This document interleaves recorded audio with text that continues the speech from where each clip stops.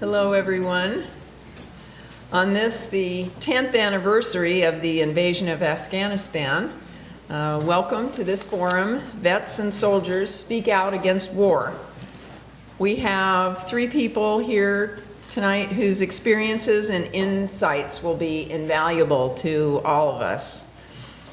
I'm Megan Cornish, I'm the chair tonight, and I've been an anti-war activist since the Vietnam War, when I was on the staff of the GI Coffee House in Tacoma, Washington, the shelter house. That's where I learned that soldiers are on the front lines of the anti-war movement, just as they are in war. This forum is one of a mini-series of two.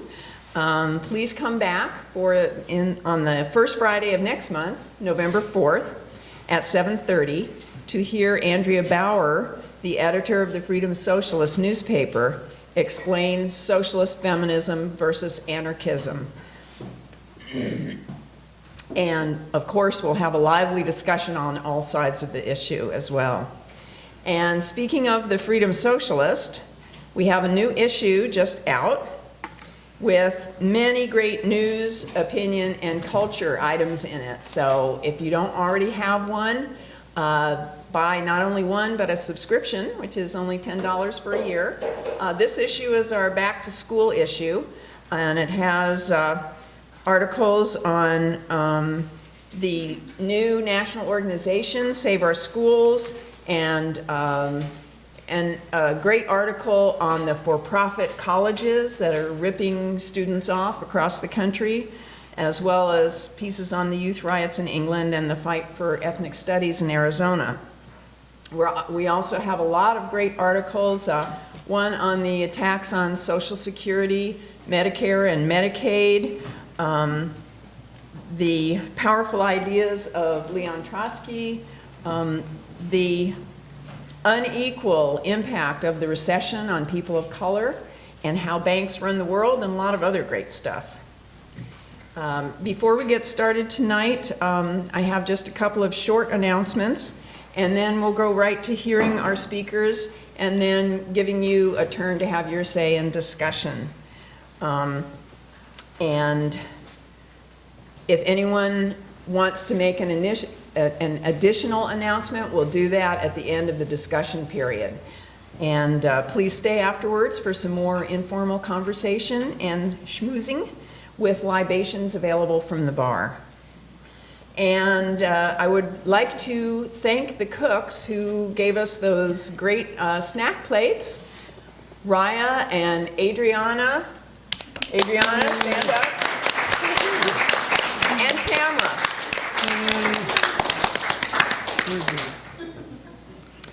Radical Women is the Freedom Socialist Party's sister organization and is busy with several important events this month. I'd like to invite everyone back next Thursday, October 13th at 7 p.m. for the Sisters Organized for Survival meeting to discuss how to step up the resistance to ongoing budget cuts and layoffs of public workers. The following Thursday, October 20th at 7:30, it will be the regular Radical Women meeting with a dinner at 6:30, and that's going to be a session on becoming the leaders we've been searching for. And we'll have an exploration of the socialist feminist take on feminist grassroots leadership, and also have some skills building in a session of that. Now I would like to introduce our exciting speakers.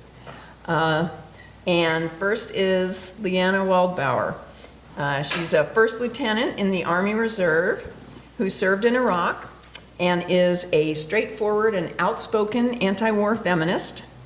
LeAnna is currently going to grad school in social work because she wants to take the things that she does in the movement into her work life, and in particular the problems of suicides of soldiers who are being deployed time after time into the war zones, and of sexism in the military. LeAnna?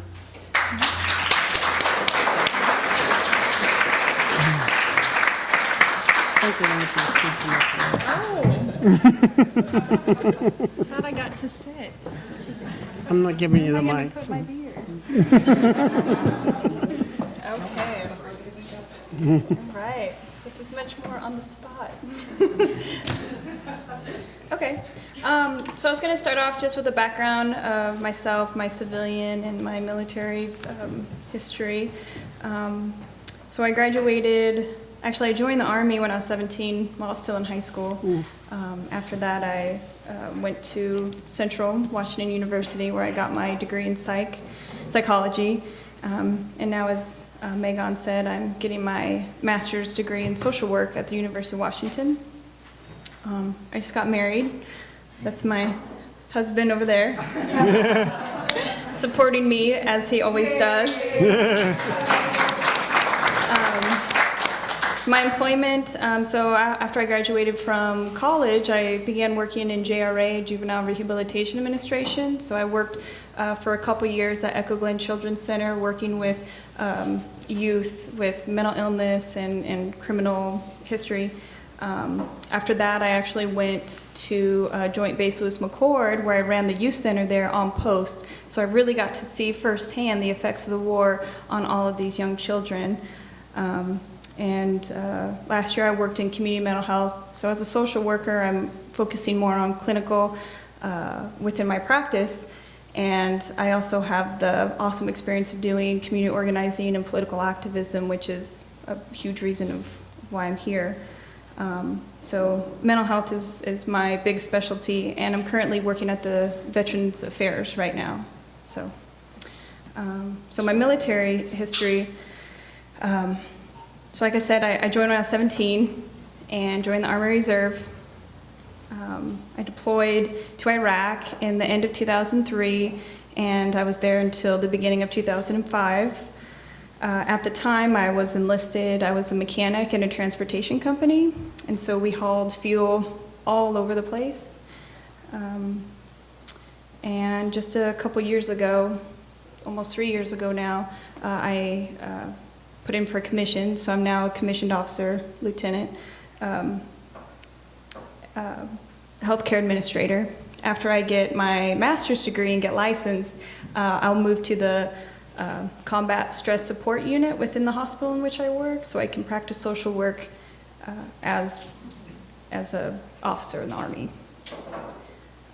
Currently, I'm the executive officer for the headquarters company, so I'm like the number 2 person running this company.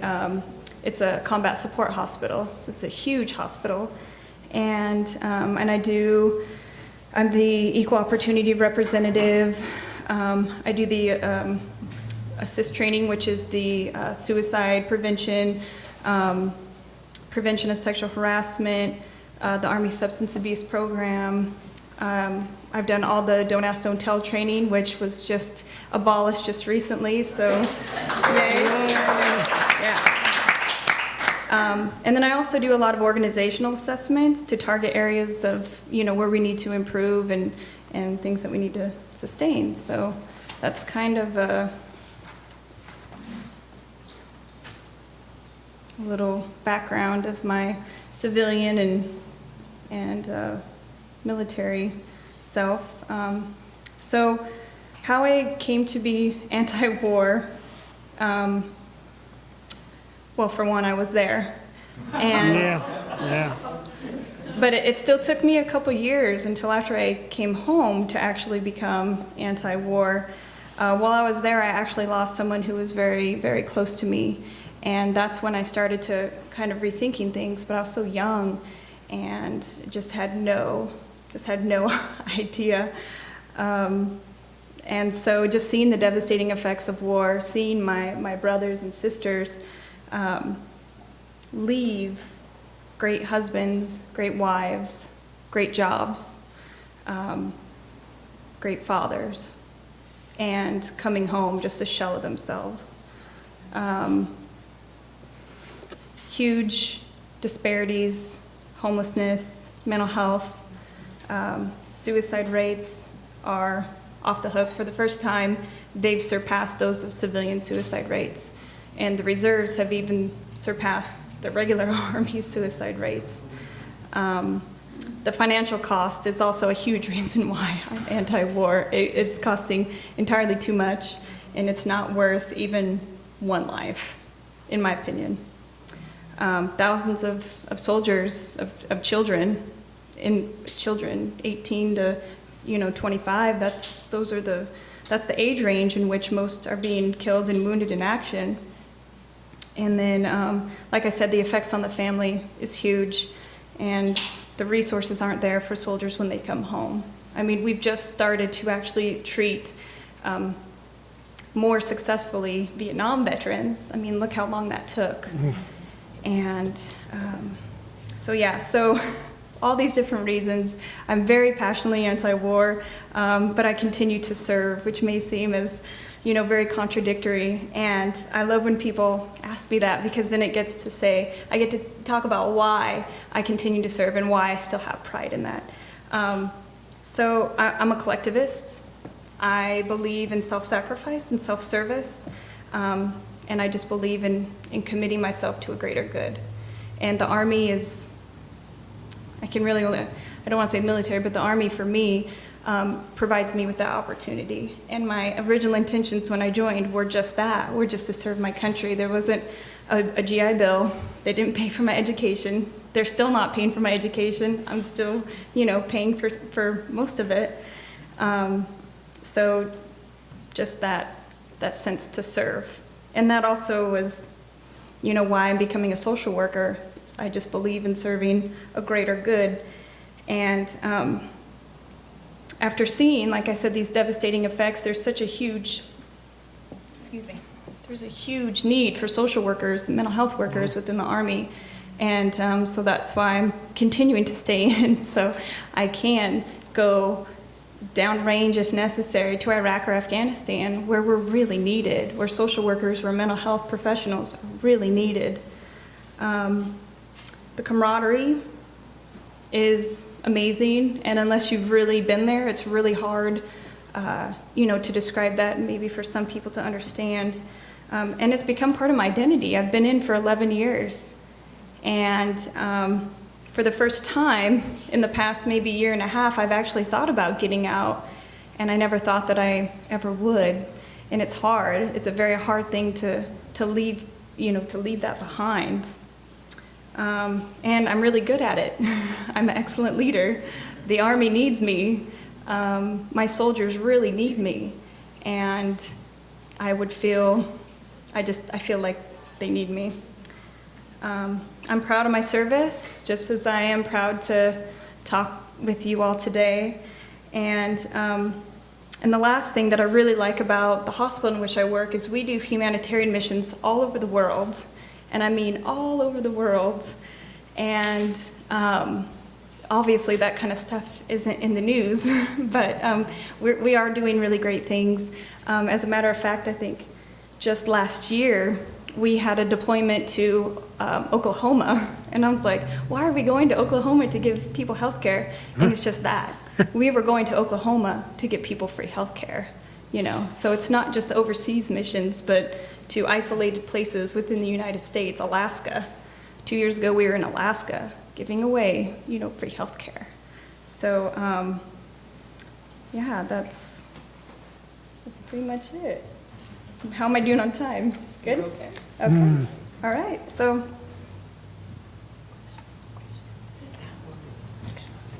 Okay. All right. Thank you.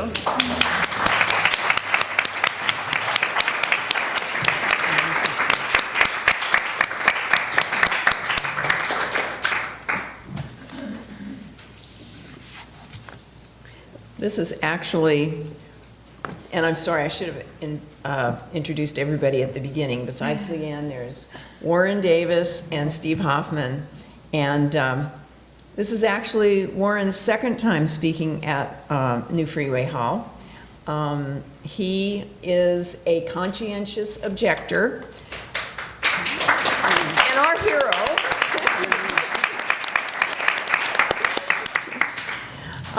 That he's a conscientious objector that the Navy refused to recognize.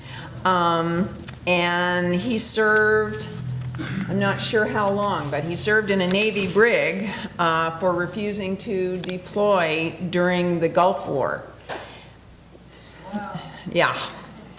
And right after, almost as soon as he was released, he was here speaking at Freeway Hall about his situation and, you know, why he did it and what it meant to him. And he is currently a craft worker for the city of Seattle. So Warren, thank you very much for coming back and telling us your story.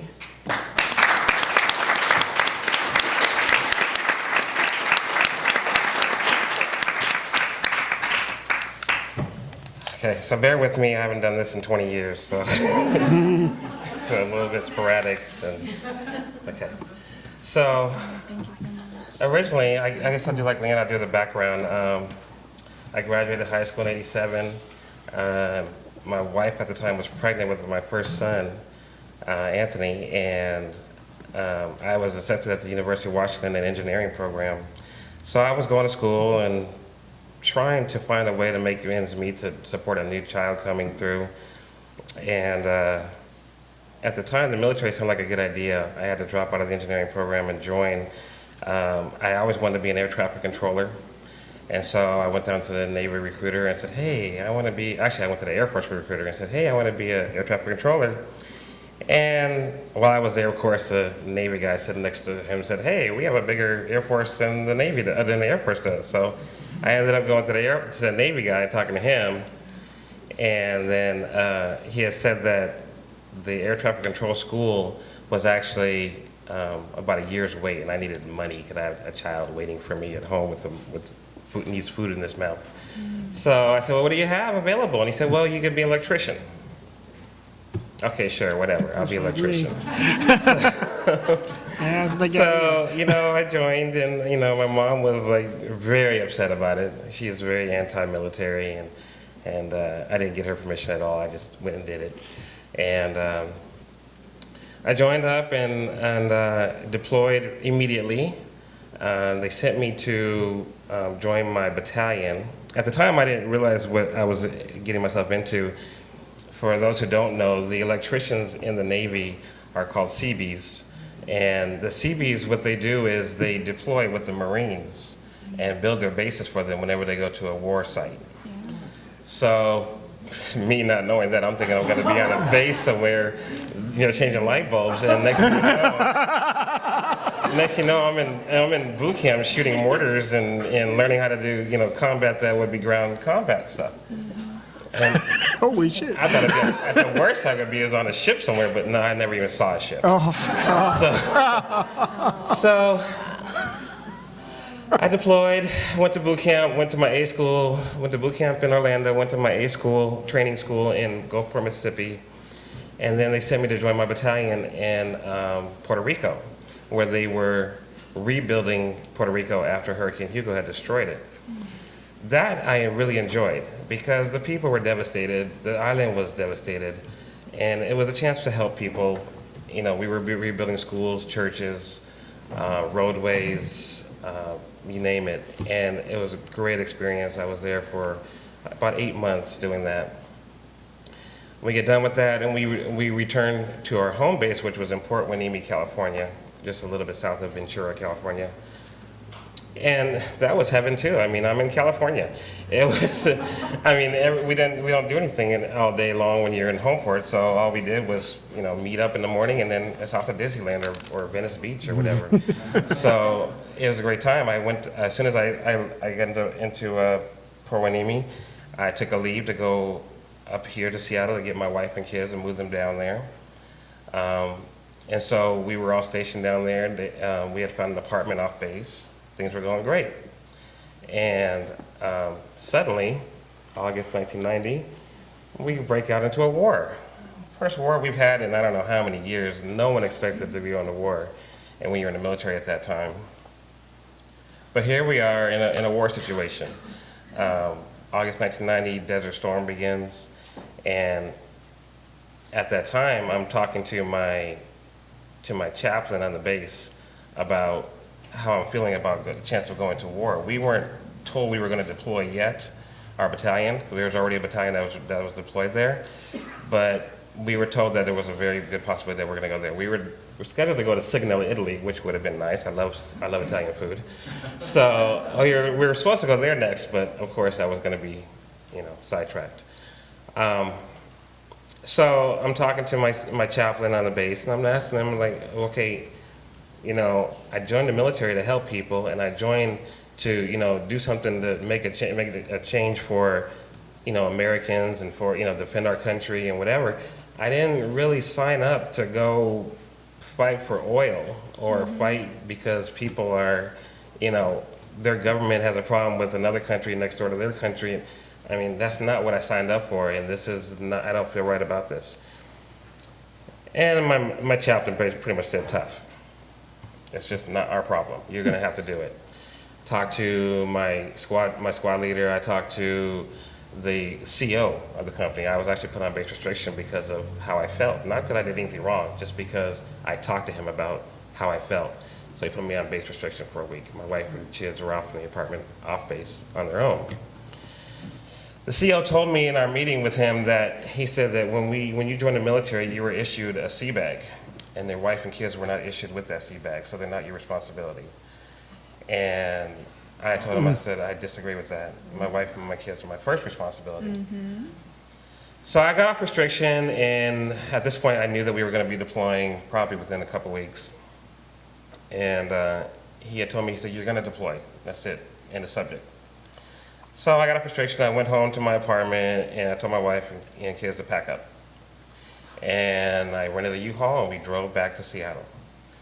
And I went AWOL. They were quick. It wasn't even 3 weeks to a month. They were knocking on my door. And it was 3 guys in suits, and they came and grabbed me in the apartment, put me in handcuffs, took me down to a commercial air flight in handcuffs through SeaTac Airport, and flew me on a commercial United Airlines flight back to, well, first they sent me back to Port Hueneme, and they put me in the jail there. I had told them, the CO at the time asked me, he said, well, your battalion's already deployed, you need to go with them, you're gonna be leaving in a couple days. And I said, no, I'm not leaving. You will not ever see me in Saudi Arabia or in Kuwait or anything like that. And he said, if you don't leave, then you're gonna be dishonorably discharged. And I told him, do what you have to do. So I sat on base for about a month, and then the same people came and got me from my apartment, came and got me and took me to Miramar, Navy brig in Miramar. And I was there for a year, sitting in the brig. And while I was doing that, my wife, who was a bulldog in her own rights, she's actually a very docile woman. She's not a very, that's why she's not here. She doesn't like crowds, doesn't like public speaking, doesn't like attention. But when someone harms anyone that she loves, she becomes a pit bull. And so, unbeknownst to me, I'm getting calls from her. Oh yeah, there's a march going on for you down I-5, and you're on the news station today. She's sending me newspaper articles about free Warren Davis, and I'm like, wow, what did she do? Oh my God. It was really impressive. I was really impressed with what had happened.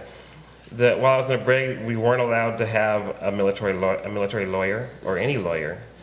You don't get the right to appeal anything. You're basically told what's going to happen to you, and you accept it. Due to the money that she had raised, and you guys had all raised for my defense, I was able to get a private lawyer. And my sentence was reduced greatly. I would have been in there more than a year if it wasn't for that. So, and then of course, I got letters from the CO, I got letters from, higher ups in the military saying that they didn't want to get rid of me because you guys were becoming a problem. There's too much publicity on me. And to go back, by this time I had become a conscious objector. When I moved up here, when I moved my family back up here, I went to my church, my Zion Baptist church, and talked to my pastor, Reverend McKinney at the time. And he knew of the ways to become a conscious objector. That's the first time I'd ever heard of it. I never knew what a conscious objector was. And so we went through the paperwork, and I became a legal conscious objector before I went to jail. So at that time I became one, there was one other person who, in the Marines, can't remember his name now, I think I wrote it down somewhere. But he was the one he saw all the publicity about the time that, laid on the tarmac or whatever and would refuse to go out. And he was the first one of the Gulf War to be a conscious objector. I was the second. He had a lot more publicity involved, so he spent a lot less time in prison. I had some publicity, so I spent less time in prison too. But there are a lot of people after me who spent a lot more time than I did in prison. And so it's something that when you choose to be a conscious objector, it's not like it's an automatic ticket to say, okay, you're out, green light, you go home. It's actually a tough road. When you're in the prison, the guys there are still military, and they treat you like you're a coward. When I was returned back to my base, when I first went AWOL, and I was told I'm a conscious objector, everyone on the base treated me like I was a leper. So it's a difficult choice to make. It's not something you can make if you want to just run away, or you think it's like, okay, I'm going to take the easy way out. I don't want to go to war, so I'm going to run. It's actually, it would have been easier to go to war. And it's hard for me to go to war. I can't see myself killing somebody for something I don't believe in.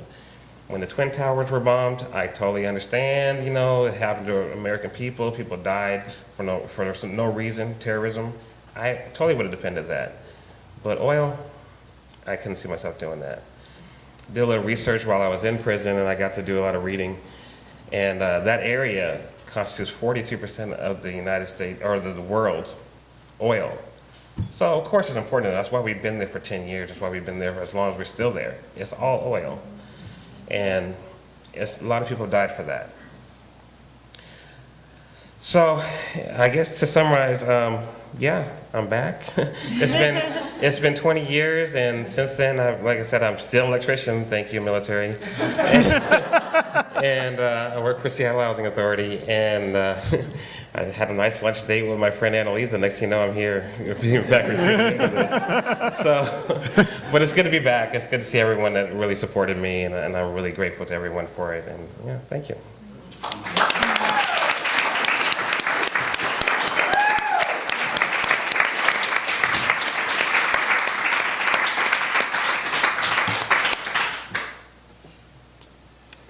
And as Steve Hoffman puts it, when Reagan was declaring that it's morning in America, he was boring holes in the ocean as a Navy submarine electrician. Steve is currently a delegate to the Martin Luther King County Labor Council for AFSCME Local 304. Steve?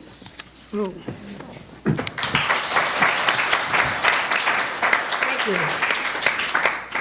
So a few years ago, and some 25 years after I reached the end of my active obligated service to the U.S. Navy, I and a few others in the Freedom Socialist Party attended a rally in support of, near Fort Lewis, in support of Aaron Watada, a lieutenant who was on trial for refusing to deploy to Iraq.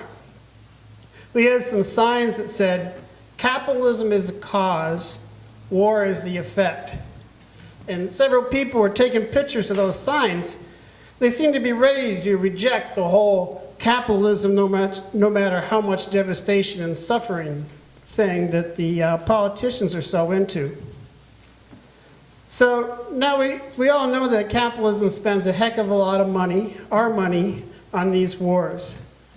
I think the protesters doing occupations from Wall Street to McAllen, Texas, to here in Seattle at Westlake Park are exposing corporate greed and seeking solutions to the crisis of capitalism that is ravaging our communities. But we cannot begin to resolve that crisis without ending the profit-driven wars in Afghanistan, Iraq, and elsewhere.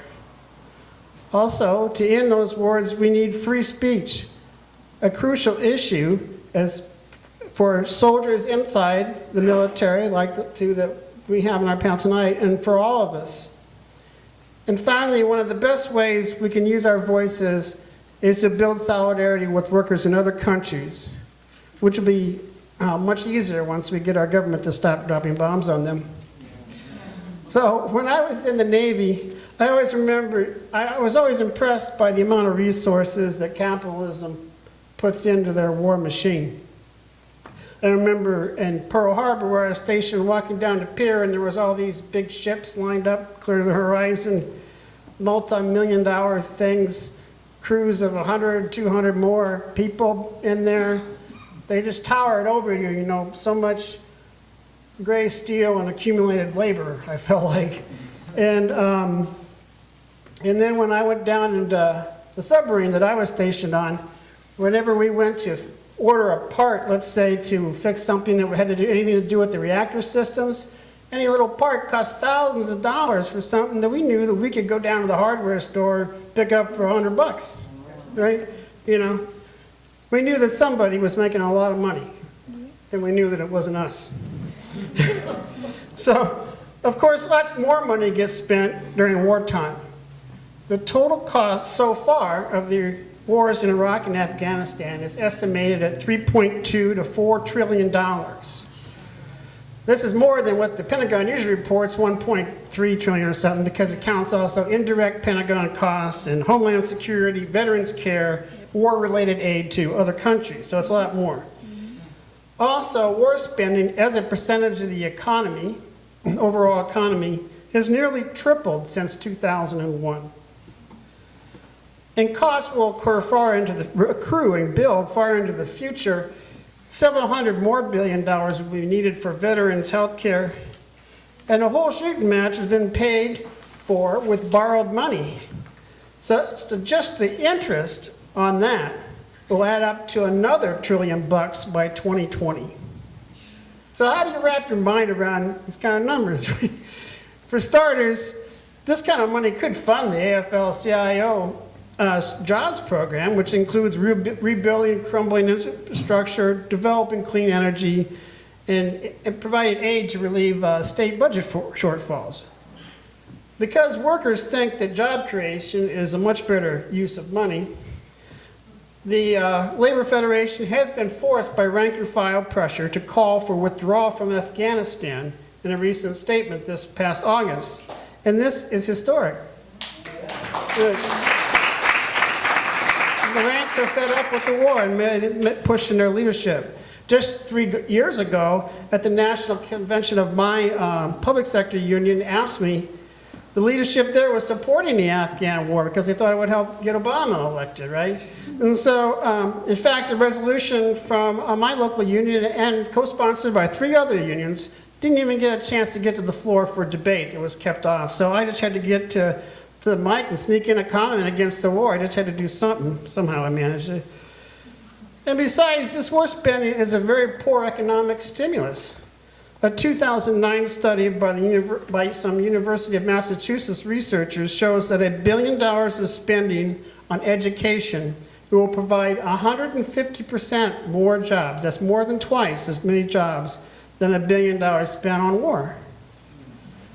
So it's not even get much job bang for your buck anyway. On our submarine, the hours we worked were crazy. I mean, we're talking like 70 hours, maybe 80 hours, some people more than 90 hours a week. It was a hostile work environment where, you know, we were subject to arbitrary and excessive discipline. I mean, your boss could throw you in the brig for like whatever, you know? So in the military, it's full of race and sex discrimination when it comes to who gets what jobs and who gets promoted. Really, what we needed was a union. But what did the Navy offer as coping mechanisms? Well, they encouraged heavy alcohol consumption. I mean, booze at the Navy enlisted man's club was very cheap. Or there was tacit approval of this boys will be boys, misogynist attitudes and behavior, both on the base and out on the town. And it turns out the brass didn't want us to think we could say much about any of this. I remember watching a video on base of this general who claimed that Service members were super citizens, willing to forgo the rights of ordinary citizens because they were serving a greater cause. Blah, blah, blah, blah, right? At the time, I felt maybe I was super crazy for sacrificing so much for a cause, the greatness of which I could not discern. Certainly, the message was we were not to use the First Amendment of the very Constitution, which that silly oath we took said we were supposed to be defending. But free speech, of course, has been exercised by brave people inside the military, and I feel like the other speakers tonight are certainly examples of doing that effectively as conscientious objectors and anti-war folks with anti-war views inside the military. It's very courageous, I think. Yeah.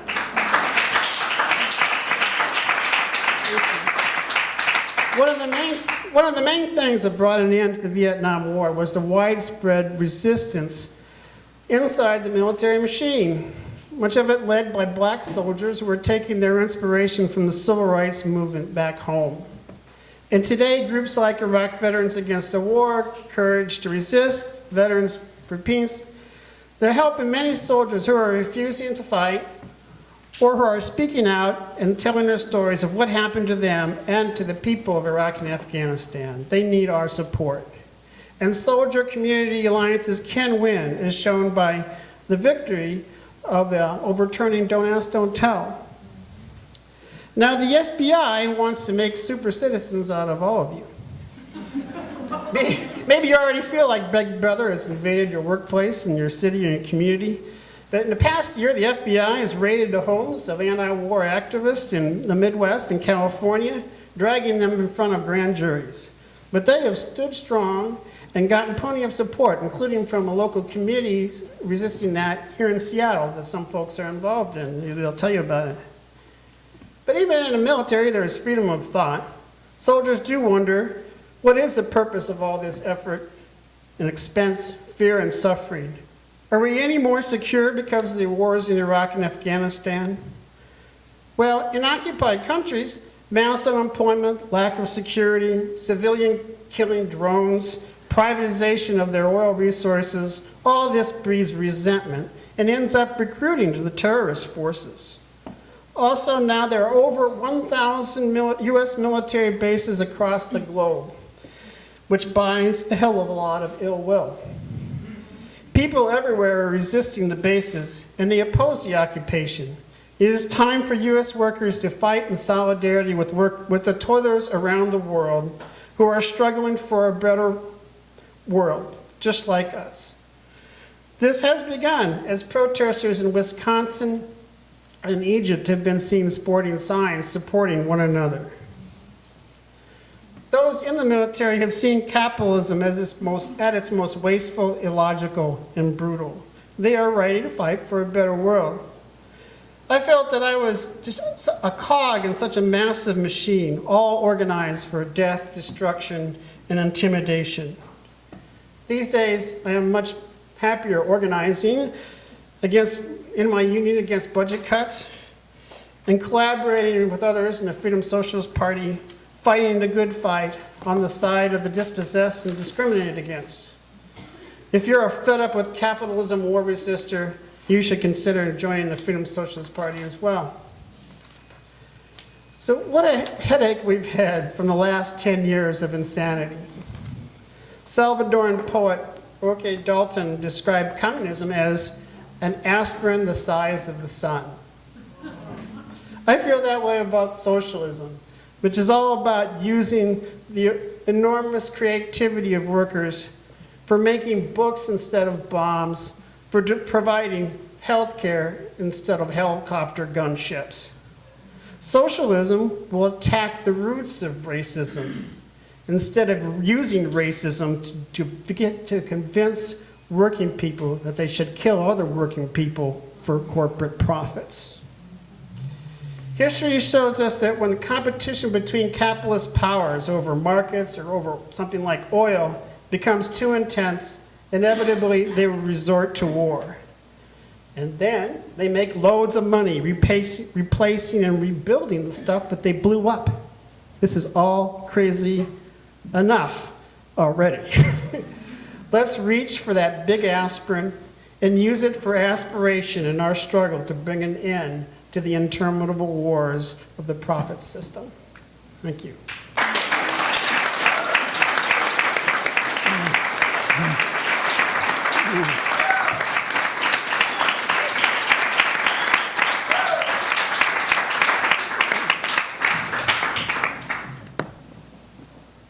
Okay, now it's you folks' turn.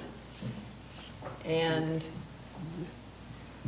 I just want to make a quick announcement. My name is Doreen, and I helped plan the shindig. And we had, I know that everybody's probably very inspired and have lots of questions. One of the things we wanted to do was to do something about things. And there's lots to do these days with all the Occupy Seattle going on. I have 2 petitions and letters here if people would sign, and I'll pass those around. So I just wanted to get those started as we started discussion. One is a petition to support Bradley Manning,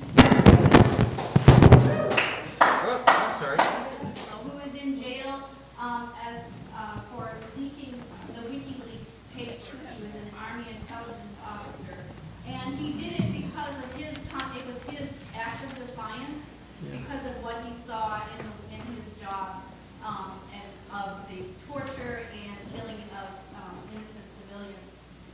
And then the other is goes to the discussion of the suicides, particularly going on. There's been quite an increase of suicides at McCord for Fort Lewis. And Iraq Vets Against the War and Coffee Strong has a campaign that they're writing to Patty Murray and Adam Smith for them to do more about it and fund more of the things like LeAnna talked about. And I added a little demand in there to end the war. I just thought that would do something also, so I'll just pass these around. Doreen, can I clarify something? It's my understanding, the last I heard anywhere was that Manning is accused of being the Yes. WikiLeaks leaker. Yes, he's a And I don't think he's made any claim of that. So we have to be careful Yes. saying that, because there's a lot of people that are convinced he is and they want to kill him because of it. And we have to wait until he's actually charged for one.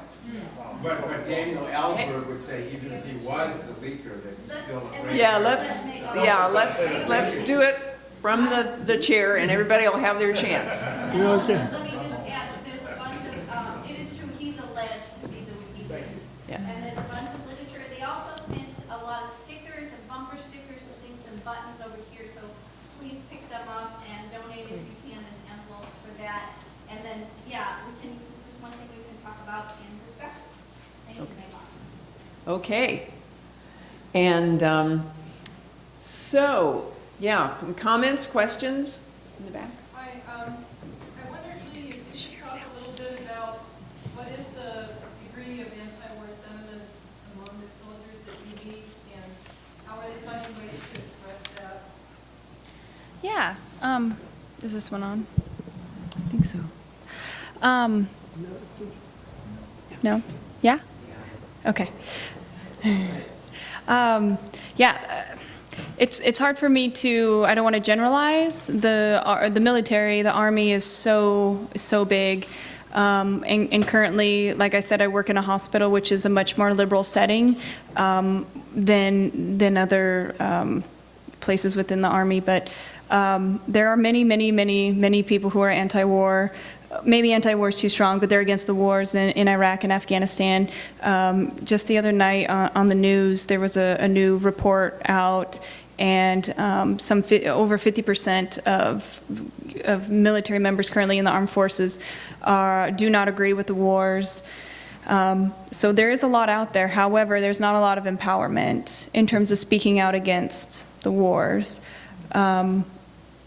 We have somewhat, been trained to not speak out, and it's really unfortunate. But as we're at our 10-year mark, and if you were to pull some soldier aside, I think you'd probably get the honest truth that they don't agree, and they're tired of deploying. And it's sad. It saddens me when there's these soldiers. They go to, I know Walter Reed is closed, but they would go to Walter Reed and these injured soldiers, and the cameras are there and they're like, yeah, I'd go back. And, you know, I just think it's really unfortunate that most of them, I would say, I have another close friend of mine recently lost both of his legs. And if you talk to him one-on-one, he will absolutely say it's not worth it. But there's not a big podium and not a lot of support for speaking out. So. Anyone else? Yes. This is slightly unrelated to, like, specifically. Could you speak a little louder? Okay. You said you were doing something about Don't Ask, Don't Tell training. What was that about? Yeah. So there was this speculation that it was going to rock the boat and there was going to be some huge issues. If you remember, people within Congress and Department of Defense and stuff talking about how there need to be all this training in order to prepare. So that was as the victim's advocate, as someone who is very working towards equality and social justice. That was something that I absolutely wanted to partake in. So all of our trainings were required to be done by August, and we were told that it probably still would be some time before it was actually abolished. And it was actually much quicker, because the response and I did an organizational assessment in which I investigated the climate, the command and climate of my unit, and 95% of my soldiers agreed with the abolishment of Don't Ask, Don't Tell. So, yeah. Yeah, everybody said it was going to be this big, huge deal, and it's not at all. They talked to the soldiers and they said, no, "Who cares?" we don't care. Okay, other comments, questions? Yes.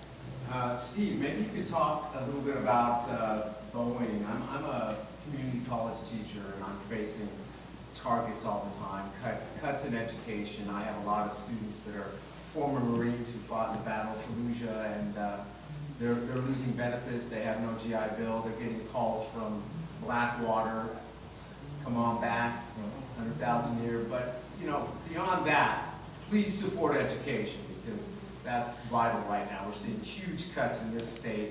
We're losing social workers at community colleges to deal with PTSD.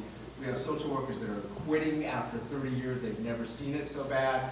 I've had SWAT teams come to my campus in Spokane because, we have students that are former veterans. Battle of Fallujah. One student is a great student. He was told to shoot wounded men during his 36th firefight. So if a soldier had his hand up and he had a wound, he was ordered as a 19-year-old to take it right to the forehead. And so he comes to my class and he's struggling, and the support's down. The state's not supporting community colleges. They're going to turn it into Walmart U or Bill Gates International, whatever. But speak to the issue of Boeing making 42% of its income last year on the war machine, and how we can frame those kinds of debates with young people that don't want to be part of war, but they want those jobs that our society does make a lot off of the war machine for each missile. So how do you deal with that as a union man? Steve. Well, yeah, I think we just need to organize together with everybody to fight for funding for education. So what Boeing needs to do is be paying some more taxes. Yeah. And the Democrats in the legislature and Microsoft, a couple years ago, when they're cutting the budget and education and everything, Microsoft was forgiven $1.2 billion in taxes that they owed. Money on the table. Okay, it's all right, here, have it. And then they cut like $4 billion from the budgets, including a lot from education, causing much of the problem. So we need to expose politicians to do that kind of crap, and we need to tax these corporations and stuff. So, and that requires making a mass movement that joins all the different unions with the students who are sick and tired of seeing their tuition doubled and so forth, and get down there and occupy Olympia, and say, we're not going to do this. We're not going to allow this to happen anymore. I thought that figure that they found in the research, somebody found it, was interesting, that as far as the providing jobs, that this war spending is not very effective, I mean, you can spend, like I said, the same amount of money on providing education, and it's like 150% more jobs than spending it on the military industrial complex. So we can shift what we do with the money, and folks can get jobs. We need to provide jobs by, the corporations are sitting there with $2 trillion of assets that they're not using at all. They're just sitting on it. Well, it's our money anyway. They stole it from us. Right? So just tax them, take it, and put people to work with it. And then we don't have to have everybody relying on this war machine. And then, the side benefit, there's no collateral damage. People don't end up with 2 legs missing. They get an education instead. Destroyed by being asked to murder people. Yes.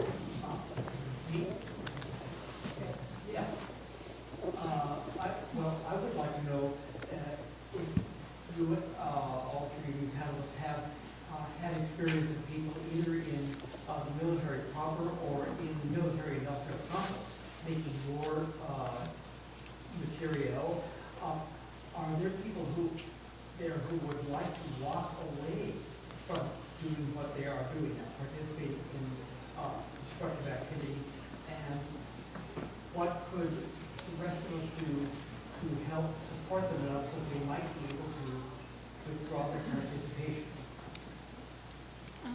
Okay, and maybe since there's several people who have comments, maybe they can do that, and then we'll answer questions.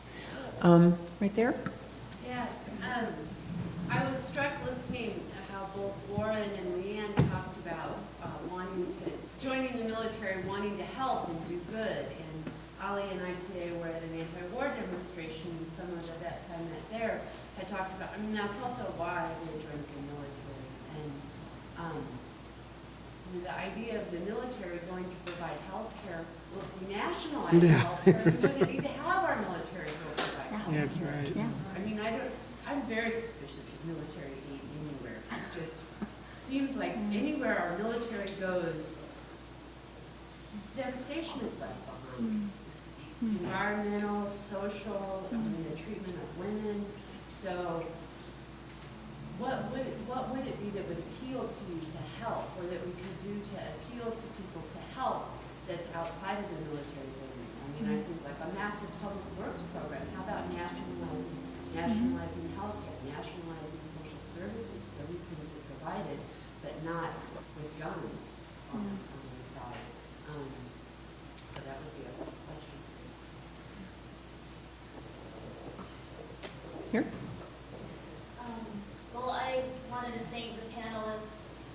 I was really struck to hear this side of your story and your experiences, because I've worked with you in different areas where, like with LeAnna, the brief moment that I worked with you was with Sister Organized for Survival, and really challenging, and organizing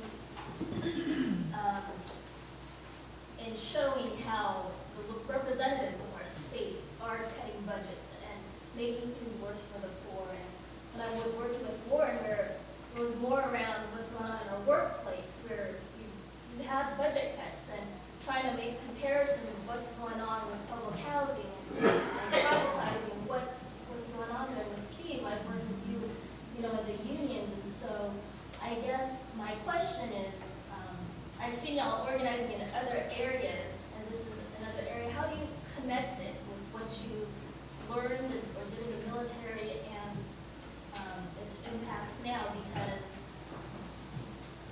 it's so important. You all could see the connections of the needs the civilians have now and the rest of the world needs now, and how things are different in the military. Kind of like what the speaker earlier was saying. Some of the benefits of the military, they should be available for everyone else. What do you think it will take to make those things available or accessible? What do we need to do to have the health care, to have jobs and training and things that provide for our families? Yes. I was wondering if, from what you observed, Warren, and from your inside looking at, if you could talk a little bit more about the particular and specific things that women face in the service. Reporting harassment, being on the front line, the whole way women are regarded, and I mean this word, used in the military. Okay, maybe we should answer some of these questions now, huh? Yeah. So I just wanted to talk about, well, I mean, in terms of being able to get out of your contract, it can be extremely difficult, and it depends on what you do.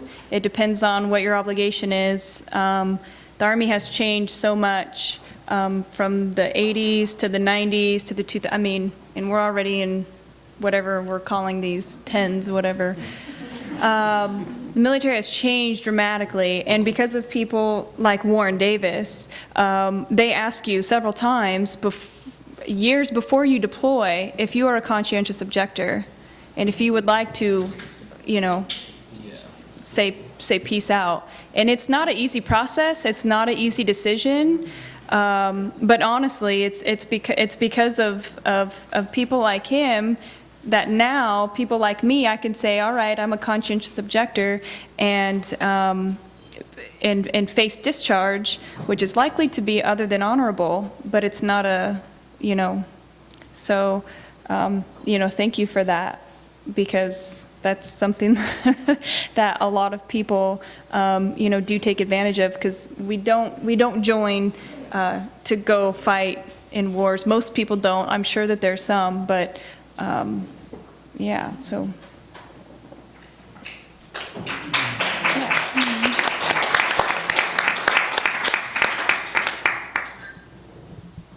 Did you have anything you wanted to respond? For which question?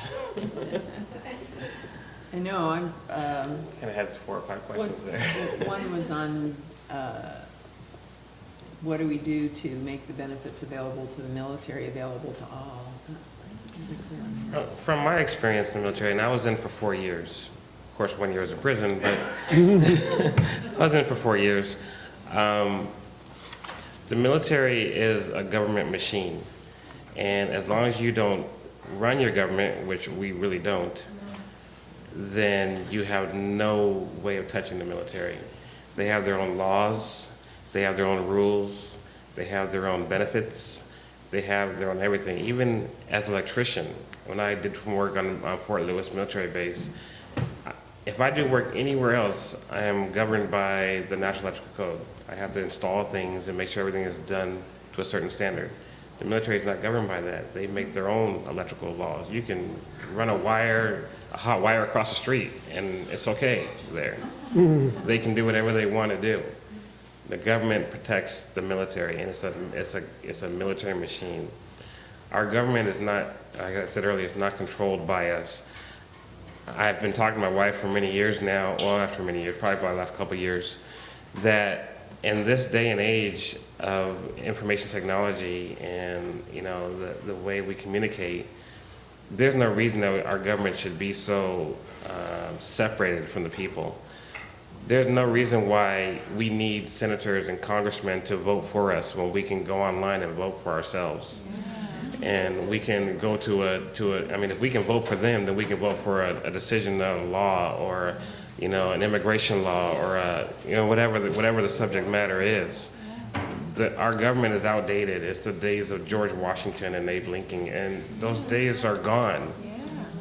And so, as long as our government stays in that, until someone or some group of people or whatever makes the change to make the world ours again, the government ours again, you can't touch the military. The military is their machine, and they make decisions of what they want to do and how they want to do it, and there's nothing we can do about that until it comes back into our control, in my opinion. Yeah. Did you want? Oh, yeah, you have, sorry. Oh, well, yeah, I totally agree with that. I mean, we have to, But the government is owned lock, stock, and barrel by the capitalist class. That's the problem. So we need to, the working people need to get together and take it and make their own government. And so that's why I'm a socialist and a revolutionary, because I just think as long as we have capitalism, we'll have this kind of government, and they'll use that kind of military to enforce the rule of the people that have all the money. And it pisses people off that don't have the money, and that's why they have to have all those guns to keep those people under control. It's going to be like that. I sort of felt like there were a lot of collectivized things provided by the military. When I looked back at my experience in the military, I felt like I was almost, when I was in the military, I was sort of living under a certain sort of socialism, you know? I mean, there was pretty much, you know, you could go to the mess hall and eat, and things were provided, and it was very efficient, and you didn't have to worry about the health care, and there were no co-pays and all that stuff. And I hear now that they are, right? I mean, people are having to start paying for the health care, but, you know, I just think it gets back to this movement to nationalize things.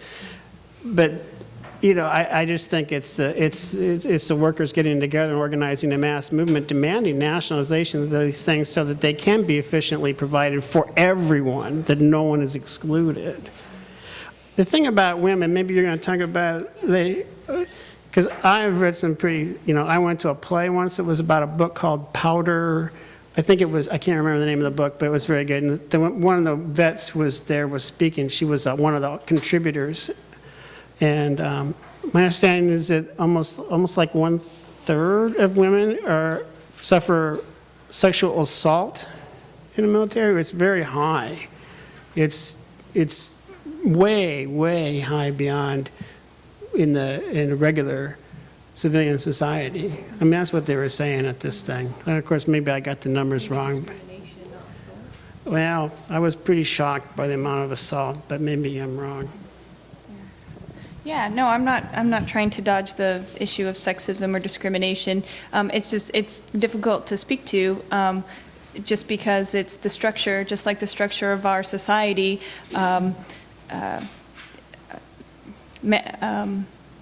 manifests, I guess, inequality and discrimination. So too does the military. The structure of it. So, and I've been discriminated against based on, you know, several things, but as part of one of my jobs in my unit is the equal opportunity representative. So if a soldier feels, or if I see, or if anyone else sees and reports to me that someone's being discriminated against, I'm the one that's their advocate. I help them to take appropriate actions, and I also advise the commander on what I believe they should do. Believe it or not, I mean, the Army, the military, they employ and promote more women and minorities than any other organization. They are the biggest of the melting pot, or some call it the tossed salad of any employment in the United States. But I'm glad to speak to you offline as well, if you'd like to hear any other. But in terms of the reporting of sexual harassment and sexual assault, I mean, it is higher than the civilian, but there's also a lot that's unreported, and that's kind of that's what's higher. And there's also assaults amongst men as well. At the VA hospital, I co-facilitate a therapy group for men who have been assaulted by other military members. So, and particularly at war times, those numbers increase, so.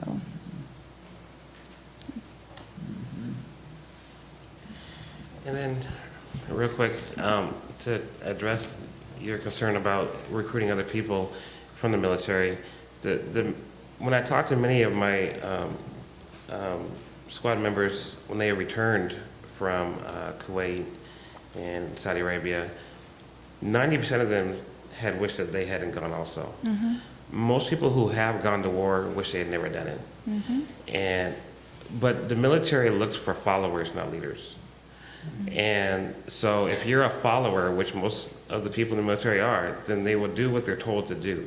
like LeAnna was saying earlier, it's a system that they foster.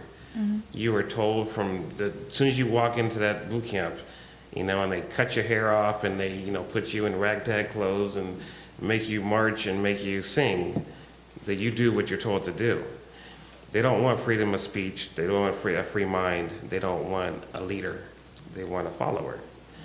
So by the time you realize that you followed yourself into hell, it's too late. You've been to hell. So I've had guys come back that have been through chemical warfare, and they have side effects from that. I have friends of mine that have come back and they've had to shoot women and children. I have had them come back and, you know, the things that they've seen and things that they've experienced, they'll die with that. So again, getting someone to come out while they're in the military is almost impossible. If they're already there, if they're already a follower. The leaders are the ones that you have to try to find, and they're very hard to find in the military because that's just not fostered. Yeah. I am really glad that you raised Fallujah, because that's, you know, that city was absolutely leveled and people were massacred there. Yeah. And it's like, in some ways, it's often like it never happened because it wasn't reported. So it didn't happen. And there's things like that go on in many countries, but that was an extreme example. Here?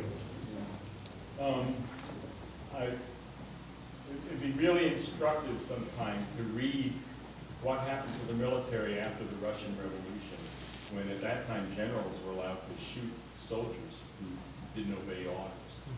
And after the revolution, soldiers were able to elect officers to lead them.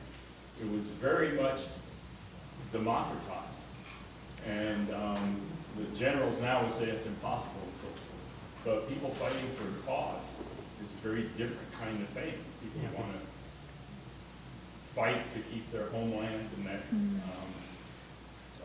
I think maybe it'd be interesting to hear about jobs policies, because I heard the head of the IVAW say the same thing that Iraq Veterans Against the War, that Annalisa was talking about, that if you're a poor kid and you've got no prospects, here's a place you can get health care, you can get food, you can get education, you can belong to something, and it's not an accident, right, that we don't all have health care and we don't all have food who need it, because that's how they get people to fight our wars.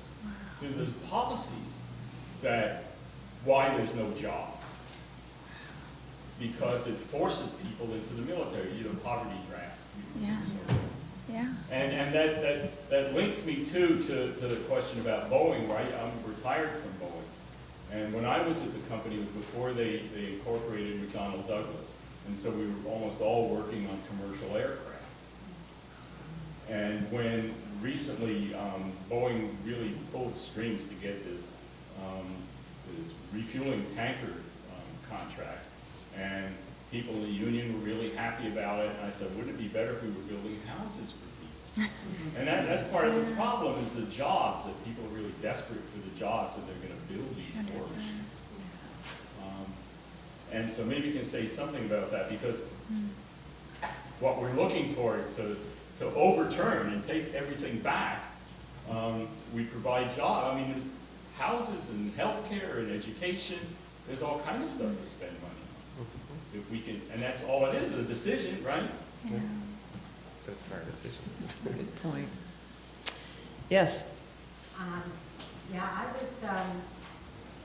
active in a group called Seattle United Against FBI Repression.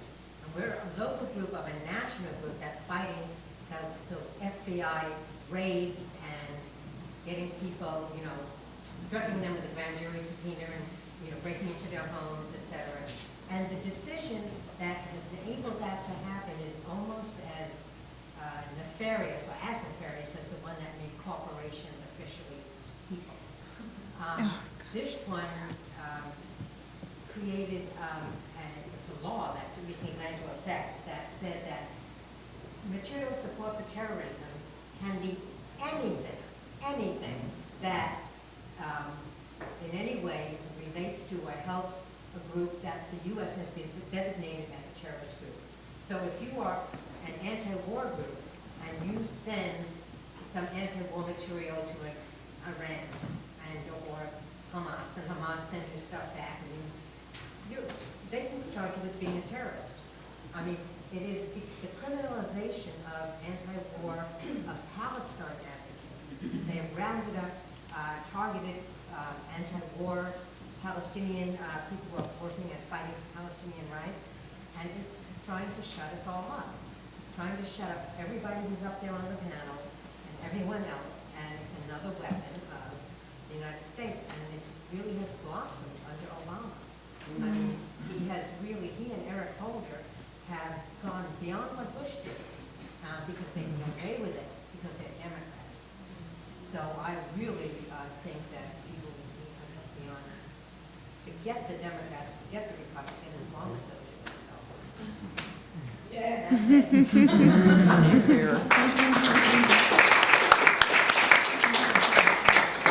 Yes. So I've had some fairly negative experiences with,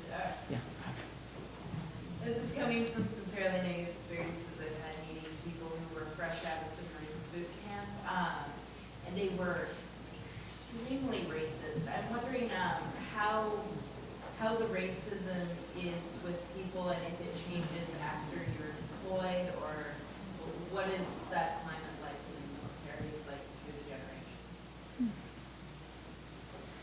And how it affects people who are, in the current war of Muslim descent. Yes. I wanted to know, thank you so much for speaking. All of you are, we really have a lot of appreciation for you because you are anti-war soldiers, and that is, it sets such an important example. We were involved somewhat in the port militarization resistance movement, where they actually started blocking the shipment of war material from Olympia, Tacoma, etc. And I remember hearing about, it was really thrilling, about soldiers, kind of giving the high five to the resistors as they were trying to stop the war material from being shipped out. And I was wondering,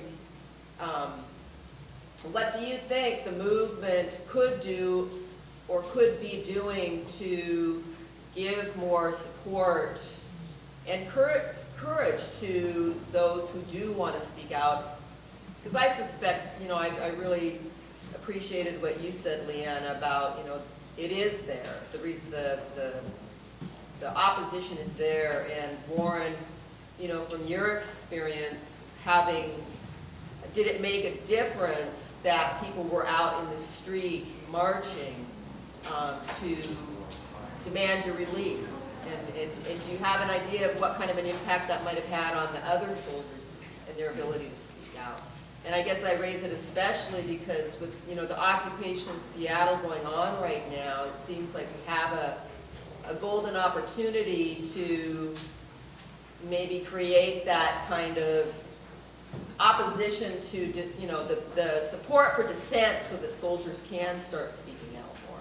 So could the speakers comment on that in your? Okay. Any more comments before we turn it back to the speakers? Yes. Yeah, Megan, I have a question for you. When we were in our 20s, 40 years ago, children at coffee house, you and me, we talked a lot about the system's coming down, and it's on its last legs. Capitalism is breathing its last, and we're going to have a mass uprising, and it's going to change all of this. And we really were committed to that, and we believe that. But it didn't happen. Instead, we got 40 years more of capitalism and repression and suppression of the socialist movement, and we lived through all that. And today, what's going on Wall Street, the Wall Street occupation, and the mass movement that's going on around all around the country. And I'm going, oh my God, Megan, capitalism's on its last leg. It's going to do it this time. It was my feeling that I haven't felt for 40 years, that I'm feeling this week. It's profound. Yeah. And my question to you is, how do you assess this? What are the similarities and differences between now and then? And what's our perspective? What are our chances, honey? Well, I'm just the chair, but briefly. But briefly, I think that's very well taken to say now's the time to talk about how do we make it different. Because it's more than just people out on the street going, we're fed up with this shit. Because many, many people were fed up with it in the 70s, right? And of course, that's why I turned to not only being a socialist, but being in a party that says, you know what, we have to have a plan. We have to have, an idea how to get there and what to do when we get there. We can't just say, well, we ought to regulate the banks. Well, guess what? They have all the power. So we're not going to regulate them. We have to take all their money away from them and therefore take the power away from them and set up a system that's completely different. Where everything the big things are all nationalized. So maybe some other, maybe this will kick off some more answers in the panel and discussion on the floor about that, because I think you're absolutely right. That's the core thing.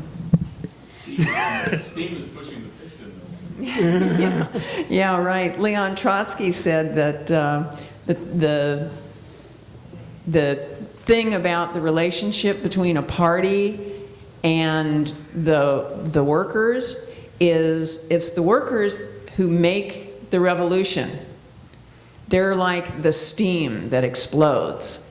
But if it's not held within the piston box, which is the party with a program of how you get there, the steam just dissipates, right? Inside the piston box, you got a machine to get there. So,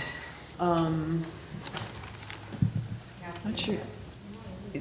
There's several people who wanted to speak, so let's get to them and then get back to our panel maybe. You here on the right with the red shirt had your hand up earlier? You had your hand up. In response to something that Patrick just said, I'm thinking that one thing that's different now than 40 years ago is that it is truly global. We are really in touch, all of us and all of the rest of the world are in touch with us. I don't think we should underestimate that this started in Tunisia and before that in Iran, and the United States has got its dirty fingers and hands and body in all of those troubles. And all of those people there know that we're on their side. The Egyptians sent pizza to Wisconsin. Yeah. So I think that strengthens awareness and consciousness. And now it's a matter of, I think, I was down at the occupation zone last night. And I'll tell you, I was busy getting our paper out like mad because everybody was so interested in talking and listening and interested in how you do it. So it isn't just a matter of feeling good for a while. People want to do it and they want to do it right. So Megan's remark about party, people who have some experience, we got some responsibility. Recruit like mad, and practice what we preach, which we plan to do, and get the word out, because there's a lot of knowledge that's accumulated over 40 years, international. Yes, go ahead.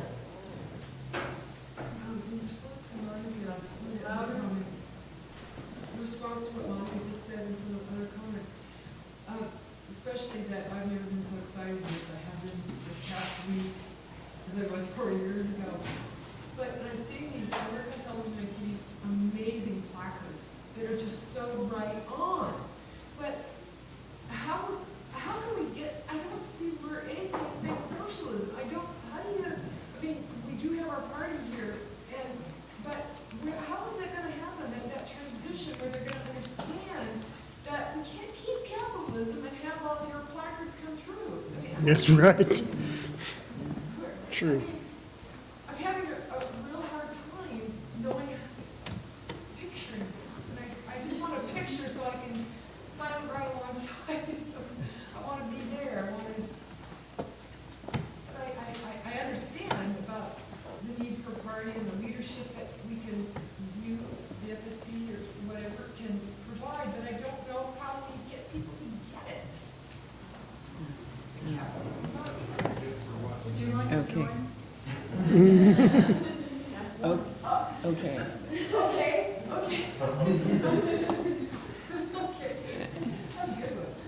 Okay, and also now that the ball is getting rolling a little more, if everybody would try to keep your remarks concise, that'll allow everybody to speak.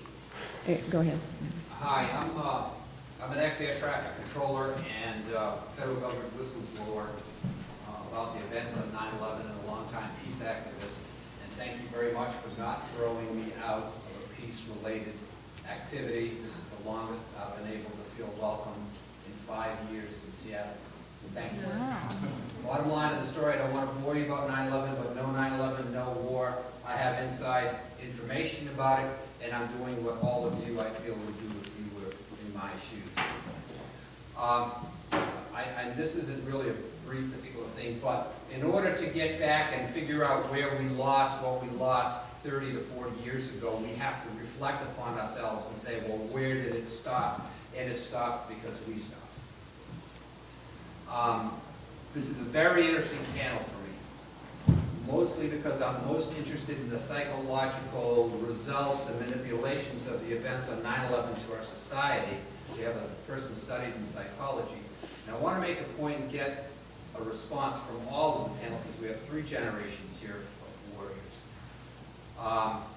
In Gulf War I found it very interesting that the Psychological Operations Department in the Pentagon ended up putting into play, should women be in the front lines? That was the debate instead of being against the war. All of a sudden we have a progressive group of people on our side debating, yeah, we should have women in war, instead of saying we shouldn't have war. Now, no offense, but I find... No, but do make it brief though, okay, so. So I wanted, this is a question about the Psychological Operations Department in Pentagon and how you each personally have been affected by it. And then latest, this last don't ask, don't tell thing, I've been told by a very high person in the military that the recruiting is down, and that's the sole reason that the don't ask, don't tell is just wiped out. They don't want anybody in the military right now. And so there's a parallel between the 1993 war and the first Gulf War and where I think it's going on now. Psychological operation. I'm sure you're right about that, by the way. Kathleen? Well, first of all, thanks to the panelists. I really appreciated your comments. I really kind of related to LeAnna, because I was a woman in trades, which sounds kind of similar. Yeah, absolutely. The position that you're in, you know, and people came to me and my comrades here, you know, when there was problems with discrimination. And so what you're doing is really important. Thank you. I think right now with the Occupy Seattle, you know, I've been down there 3 or 4 times. It's, well, and you just read the news. I mean, it's a huge opportunity. You know, it's a lot of steam, as we talked about, you know. And now the question is, you know, and the challenge will be to give it a little bit of focus, you know, to change the system. There is a lot of sentiment against against the system. The press wouldn't have you believe that. The press kind of says they don't really know what they want, and there's a bunch of hippies and patchouli and but it's really not that way when you talk to people. They're like, yeah, the system's fucked up, It's like, so I think that we have a real opportunity to kind of help people get it together and demand some concrete things that are anti-capitalist, and make sure that it doesn't get co-opted, or fizzle like, after the WTO 10 years ago, which never really honed in on the system, and I think ending the war is like, the timing is like perfect. It's like the war is, would lead a lot of budget problems if we could spend money on the war.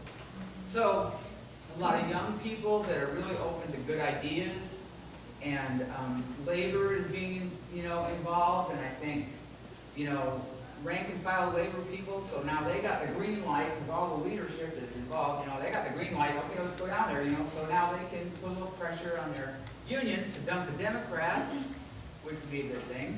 Yeah. And I think it's a really good opportunity, and I know the Freedom Socialist Party is working on it, and if people want to work with us on it in Seattle here, there's a sign-up sheet over there, and it's a great opportunity, and I think, hopefully we can make it go far, And tomorrow there's a rally at noon. If anybody wants to go, we're going to be there. You can come and join us. Okay. Maybe we should go to the panel for a moment, and I know there's some other people who want to speak, but there was a question asked earlier about racism in the military and, how to reach soldiers. Okay. Yeah. So like I said, the military, we have people from literally all over the world that come to fight in our army. And I mean, all over the world. It really is a melting pot. And as you can imagine, when you come from different cultures, people are raised differently, and racism absolutely exists just the same as it does in the civilian side. But I did want to, there's been several people who have asked, like, what can we do to facilitate and to help soldiers come out and publicly declare that they're against the wars. And I've been trying to kind of think about that. I don't have a good answer. The reason why I'm able to is honestly because of organizations like this. This gives me a platform on which to speak.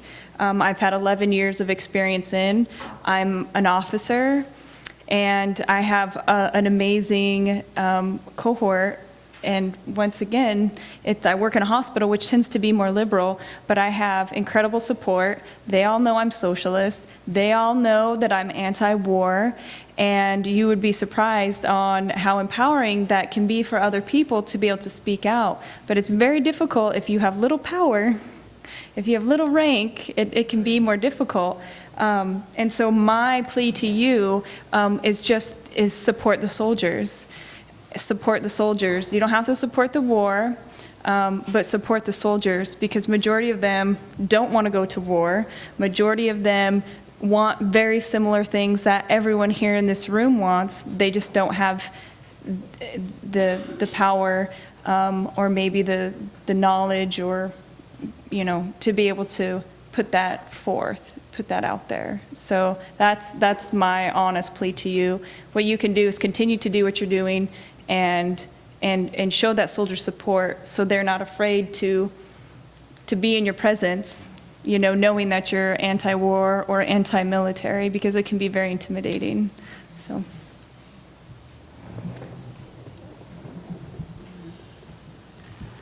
On the racism subject,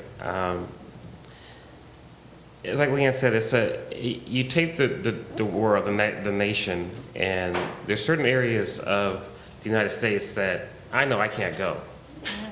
I mean, there's areas in Idaho that I know the KKK runs, and I just can't go there. You take that and you put it into a small, confined area, and you're going to have racism. You're going to have problems. You're going to have, like you said, your Marine friends that were racist. I have actually had friends, and I do call them friends, in the military that had never seen a black person before until they joined. So, I mean, the diversity that comes into that small, confined area, you know, it's become that way. As for the attitudes towards black people, I'm not sure about the women, but with the black, there weren't a lot of women in my area of the Navy, because it was construction mainly. Nowadays there's probably more, but but 20 years ago there weren't a lot of women in construction. But as for the black people there, embarrassingly, the majority of black people that were in the Navy at the time were there on a, what do they call it? It's, the judge says you're going to the military or prison. Yeah, right. And so these guys are criminals. You know, I volunteered. They were told to go. There was probably 3 guys in my whole battalion that actually volunteered. There were probably 40 guys that were told to go by the judicial system. So if you have even the slightest racial tones towards a black person, then you find out, oh, you're just a criminal anyways. You don't even want to be here. And then a war comes out, and then you're like, I don't even want to be here. You must just go shoot somebody for you. And then doing my history after I became a conscious objector, I found out that the majority of conscious objectors were black males. So it's a cycle that continues on, and that's where that whole thing came from. I don't know whose that great idea was to send, you know, felons or whatever to the military, like that was going to change them, but all it did was make them deal drugs in the military or do whatever they were doing outside in the military. So it wasn't a good solution. It was dumb, and it actually just lowered the reputation of a black male or whatever in the military, because you're still doing the same thing. And so that's why you'll see the racism and the problems towards that. I wonder if one of the speakers would like to address the issue of racist and sexist indoctrination, though, because there has been a lot, you know, I never served in the military, but there has been a lot written by people who were especially soldiers in combat areas, you know, who expose the fact that racism and sexism are part of the indoctrination, because it's the ability to, and I'm sure anti-gay bigotry is in there too, because you have to be able to teach people to objectify other people and not see them as human beings. And, you know, so you start with the ones who come in different suits. And it was certainly very extreme during the Vietnam period, but I don't think it's that much less now. Yeah, I don't know if I have much to add to that. I mean, it seems like racism is needed for the functioning of the economic system we live in, both in its everyday execution, in the military, in the workplace, and on a global stage. It is a whole damn thing is riven with racism, and so you want somebody to do something extreme, like go kill another work person, you instill a lot of racism into that person, and that's what you're running into. So, and then I felt also there was a lot of very, the derogatory things were female in character terms. I'll just put it that way. And that was common. I was not in any combat training, you know, they didn't let me touch a gun or anything. I operated a reactor, but that was about it. Nuclear reactor. Yeah. Well, yeah, but if I messed it up, I was going to get down before anybody else, right? So, but the thing that a lot of folks have talked about if I could talk about two other things. I mean, there was a lot of talk about, how to support resistors, and I would recommend, you can go to the Courage to Resist websites and things, and you can see the stories of individual people and write letters on their behalf and support them, et cetera. You can go to protests and things like that, and have events like this. But many of you have probably seen this movie, Sir, No Sir, which is about the resistance in military in the Vietnam War, and it was massive. I mean, it was pervasive, and a lot of people were just refusing to fight. I mean, and I think it's a big part of the reason why they couldn't prosecute the war anymore, because they were refusing to do it. Have an army. All right, so what? And it was clear in that movie that they were tremendously inspired by the civil rights movement. So why don't we ask about, what was different about the civil rights movement? It was the most oppressed people saying they've had enough. Right? And they were not going to stop at anything, and they were going to change things no matter what. That was real change that they were after, not the slogan that Obama had. That was not change. So they were after fundamental change in society. And so, Muhammad Ali was my hero when I was growing up, and he said, no Vietnamese ever called me the N-word, so I am not going to go over there and fight. And he went to jail instead, right? So there was a movement. And that's what we need to build the movement. So, and so other people talked about, I think you talked about how do they get them to get it, I mean, I think reality is making people get it right now because the levels of unemployment and poverty and so forth is pushing them to get it. And so, we just need to build consciousness and train ourselves on how to talk to people and get out there. But Lenin said that there is nothing so powerful as an idea whose time has come. And those are we have those ideas this, I believe, is that their time have come. And so we need to get out there and believe in people's smarts, that they will understand these ideas.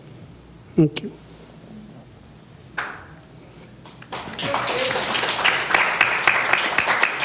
The man behind the camera.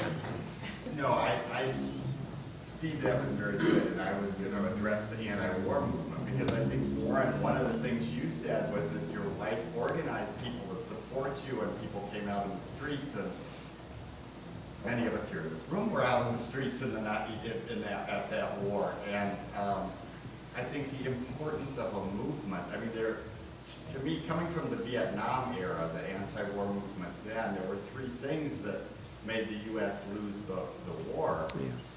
The resistance of the Vietnamese was incredible. Yes.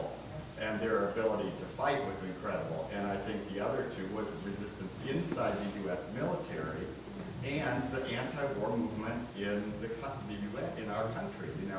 Those three things are what we need to work towards, I think, now. And I think the anti-war movement was derailed. It followed the Democrats and said we can't criticize Obama, he's too important, we need to get him elected. And that was a big mistake. And so I just think in terms of ourselves as activists, we need to really focus on building the movements. And that showed the support you had, and so let's spread that out. I also want to say, I was a conscientious objector in the Vietnam, I qualified for that in the Vietnam War movement, and so, hello, brother.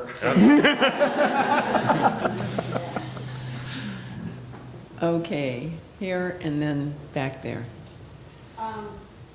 Well, this has been a great panel and great discussion. Make me think of a lot of things. So I'm trying to, So I keep looking at that number right there, military defense spending, 59% of the U.S. federal budget in this year alone.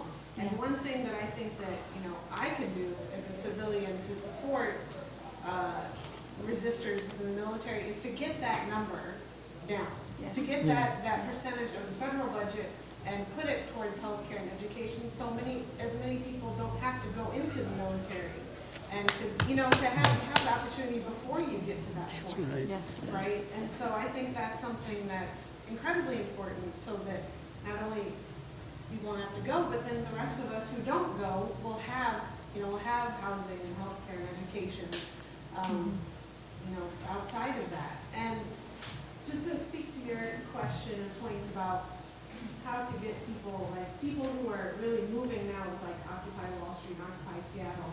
When you look at that, you know, there's this, we are the 99%, right? Yeah. And, you know, we are the 99% that, you know, the wealth is controlled by the 1%. And I think it's been touched on here, but, you know, we have created that wealth that they are holding. And I think about how did I get to the point of being a socialist and joining the Freedom Socialist Party. It's like, you know, you have to talk, I mean, you talk about the basic ideas. If we are the ones that create that wealth, then why are we not in charge of it? I mean, it's really, and that means having demands, and having a program, and having a plan, as people have talked about. And to really, I mean, I think it is important to, not to harp too much on the individual point, but, you know, what are we going to do as individuals in this time that is so critical? I mean, and going to talk to people one-on-one. You know, something, I have coordinated the Sisters Organized for Survival campaign, which is Radical Women's campaign. And that's something that we did in the beginning, was going out and we were talking to people about, you know, what are you concerned about? What can we do together? And you know, that was something that was done in the civil rights movement, and I think that we really have to do now, because it's important for us to talk to each other here, but it's important for us to get out there too, and say, you know, this is affecting all of us. We're the 99%, so let's get 99% of our energy together and, you know, do something together. Yeah, yeah. Yes, in the back. I just want to address two things, and one is on women being drafted, and the second is people of color in the military. I'm the organizer of Radical Women. My name is Christina, and Radical Women actually has a position. We don't think that women should be excluded from the draft. That doesn't mean that we're pro-war or anything like that. It's just on the basis it's a sexist to exclude women, just like gays in the military. But at the same time, I also think that, you know, they also will go out and resist the draft along with the male counterparts. So that's our position. And then the whole thing about people of color in the military. My uncle was served, he retired from Marines, and he was a juvenile delinquent, served time in the juvenile hall, and was headed towards a life in prison. And he really credits to this day the fact that he was court ordered to go into the military. And he said it was because of that that he got the discipline that he needed, the structure that he needed, and also the opportunity to find a future in law enforcement. But still, it's a job. It's a job. Because otherwise, you know, so many people of color, you know, I've had relatives that served time in prison, you know, and I don't think the military is an ideal. I'm just mentioning this because I know that a lot of people, you know, they go into the military and if they only had to get out of the barrio, get out of the ghetto, get out of poverty, the only avenue they had available to them in this United States was going into the military. That's right. And I think that, you know, that money that our government puts towards the military should put towards education for all through college and grad school. You know, and you're gonna see less. I mean, you get a lot of Latinos in the armed, you know, going into the military. When the Gulf War started, I had 4 relatives down there. 4 relatives, all cousins, and an uncle. You know, and there's a reason why they recruit from poor communities, including people of color. And right now, it's horrifying that the U.S. military is so desperate for people that they're going to countries like Guatemala and El Salvador and promising those folks they actually go down there and promise them citizenship if you just sign up for the military. Yeah. Mm-hmm. You know? Nice revolution going on here. Shows you why we need one. Yeah. Oh, I'm sorry. Yes, go ahead. And then, I'm sorry. I think that one thing that we really have to do in support of people in the military is to educate them about the role of the military as an arm of imperialism in the rest of the world. I'm glad you brought up El Salvador and Guatemala and Chile, and we could go, we could see Indonesia, we could go on with an endless list. I think one of the things about the 60s was that changed the U.S. military and helped to foment the rebellion inside the ranks and helped to end the war were the revolutions that were happening in Africa, in Cuba, in Latin America. People in the military began to see, wait a minute, why does everybody in the world hate us? We joined to serve, or we joined out of necessity. But why does everybody hate us? And that was a part of the attitudes that changed, as has been mentioned earlier. The other thing I wanted to say, I think I might have forgotten. Which is about what's going on now in Occupy Wall Street. How a revolution will happen is really not that complicated. And I know what the role of the military will be out of actual experience. Many years ago in Berkeley, there was a movement to take back people's park, which I don't need to go into that, but it was kind of very similar in some ways to this movement, though this one is much more radical today.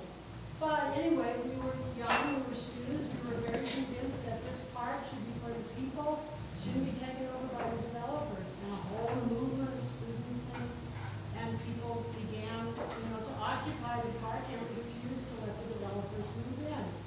Well, what do? What do the powers do when the people refuse to cooperate? They call in the National Guard. So they occupied Berkeley and put tanks on every street corner. And the military took over, and they were ensconced down at the public school. And we kept demonstrating, and we also didn't talk to the soldiers. Yes. I said, we're your age, why are you using your guns against us to stop it? We're trying to do something good to help people here.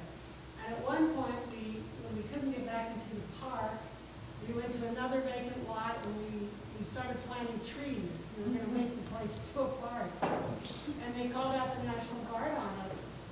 And the officers gave a command that they should advance on us. And the soldiers didn't move. And it didn't last more than about 20 minutes. But nonetheless, it showed me that it's not all, not everybody's going to obey every command. And especially when they're going against their own people. And so, first they call out the National Guard, then they call out the Army. But it's always a matter of the people have to convince those with the guns why we're on the same side. So it is possible, and if this Occupy Wall Street spreads all over the country, and there are more than 2,000 more people on the street, there'll be the National Guard, and then they'll call out the Army, and we'll have a job to do. Jake Leonard. Megan, I think, said the secret when she first said that you have to break the power. And that, like a friend of mine is in the credit unions, and he said their business is booming. So who do you bank with? You pull your money out of the banks and put it in credit unions. Start your own local businesses. Start to go out food and shelter for the things that everybody needs. So let's start providing it so we have an alternative.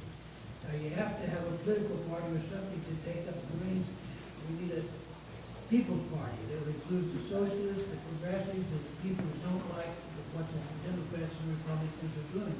Because what they're going to do, they're going to throw us a few crumbs when they get scared, and then everybody's going to go back to doing their business and the same old thing. We have to say we're going to build a People's Party and stick with it, regardless of what they do, and see it all the way through.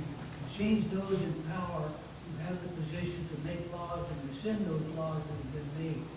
Change the system. But it's power that we've got to get. We don't get it. I mean, the rallies help wake people up. That's important. But the military, they have no choice. I mean, it's a dictatorship, and they have to do what they're told. Otherwise, look at our own police, the bully boys. They're supposed Military's to different. take care of it in our local community, but they end up beating and spraying you with,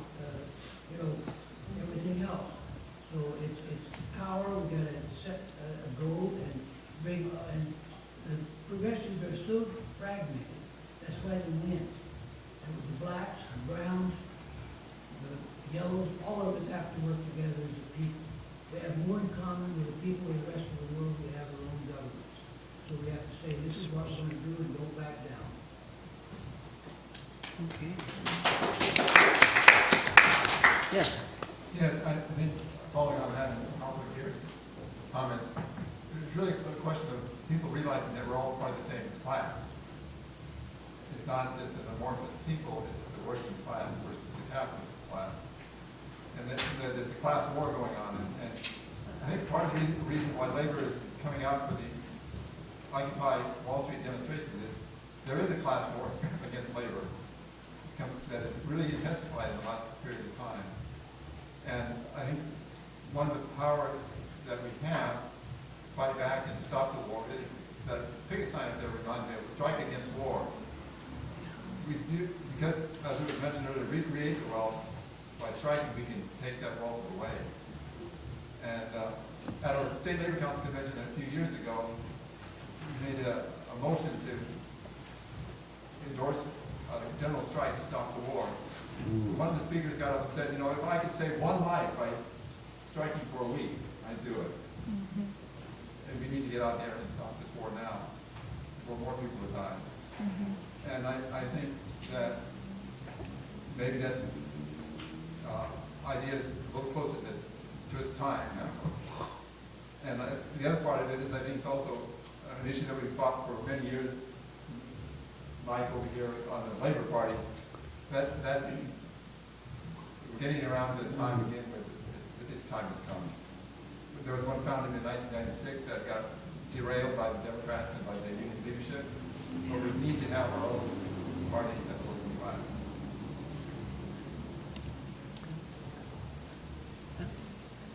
Yeah, just very quickly, there's a huge difference between the demands of Vietnam, which were out now, and the 99% versus 1%. There's a sense of class struggle there that did not exist before. Yeah. And to, you know, in answer to Lori's question about what do we say to people? Well, when people turn their lives off and start camping in the rain in Westlake Center for 6 days at a time, that's the time when they really are looking for an alternative. We need to be down there talking about these alternatives and how to pull them together. It's a tremendous, tremendous opportunity. I think the Arab Spring is their season, but the Arab rain is still, people are still out there. And when they're out there and put their lives on hold, it's an educational moment like we could hardly ever see before. So I think we all need to be down there talking there, bringing people here, going everywhere we can to pull this together. I was talking to a security guard when I was buying my parking for the next month on my job in Tacoma the other day, and they changed from my paying the state to paying some private company. I think, yeah, did they privatize the parking lot? And that turned into a discussion in which he said, I don't read the internet, and all these people are doing all this stuff, they're not organized yet. I'm going to the meeting that would cover they got to get organized. He's 60 years old, he knows how to be organized, and there's those forces out there too. They may not be camping in the streets, but we can bring an awful lot of people together if we just get out there and start, as Lennon used to say, patiently explain. This is the time to patiently explain and bring people into it. And everybody's been down there seeing that, and they're all smiling. Okay. There's one person back here who would like to speak. I'm thinking it's probably getting time to wrap up, so that's what I wanted to see. Who else might want to have something to say? Okay. Right. Is that what you're... Go ahead. I've been active in Occupy Seattle. Louder. I've been active in Occupy Seattle since it began about a week ago, and I don't want to. I know a lot about what's going on, but I don't want to bore you with some of the details. But if you have any more questions about it, you can see me afterwards. I do want to say that I think that's a great quote. I mean, that an idea, these ideas have their time has come, and people. I'm a new member to the party, and I was afraid to approach people and say that I'm a member of a radical, a revolutionary party, a socialist party.